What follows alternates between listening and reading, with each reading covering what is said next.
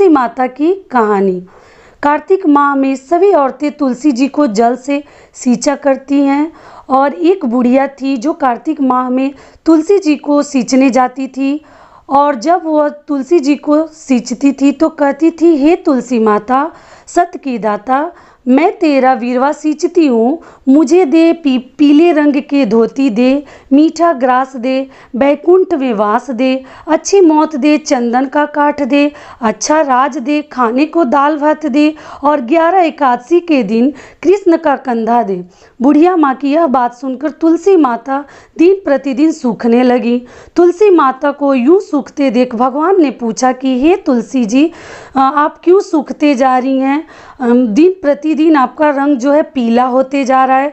तुलसी माता ने कहा कि बस मेरे मन की बात मत पूछो। भगवान ने कहा कि मैं नहीं पूछूंगा तो कौन पूछेगा? इस पर तुलसी माता कहती हैं कि एक बुढ़िया आती है और अपनी बात कहकर चली जाती है, मैं उसकी सभी बातें पूरी कर दूंगी, लेकिन कृष्ण का कंधा कहाँ से लाऊंगी? भगवान कृष्ण बोले, वह मरेगी तो मैं अपनी ही आप कंधा देने आऊँगा, तब बुढ़िया माई से यह बात कह देना। इसके बाद बुढ़िया मर गई। बुढ़िया के मरने पर सारा गांव इकट्ठा हो गया और उसका अंतिम संस्कार आने पर उसे उठाने लगे, लेकिन वह बहुत भारी हो गई थी। इससे उसकी अर्थी टस से मस नहीं हुई। सभी बोले कि यह तो बहुत संस्कारी थी, दान उपदान करती थी, पूजा पाठ करती थी, कोई पाप नहीं किया करती थी, फिर भी यह इतनी भारी कैसे हो गई? बूढ़े ब्राह्मण के वेश में भगवान आए और कहने लगे कि यह भीड़ कैसी है? तब गांव वाले बोले कि एक बुढ़िया मर गई है, वह इतनी पापिन थी कि उसकी अर्थी उठ नहीं रही है, बहुत भारी हो गई है। भगवान बोले कि मुझे इसके कान में कुछ कहने दो, फिर यह उठ जाएगी।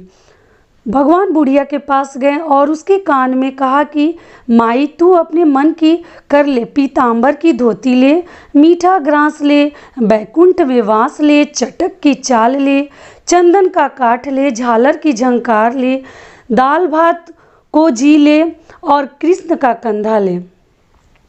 भगवान की बातें सुनकर बुढ़िया हल्की हो गई। भगवान अपने कंधे पर उसे ले गए। बुढ़िया को मुक्ति मिल गई और वह बैकुंठ को चली गई। हे तुलसी माता, जैसे आपने उस बुढ़िया माई की मुक्ति की वैसे सभी की करना। जैसे भगवान ने उसे कंधा दिया, हमें भी दें।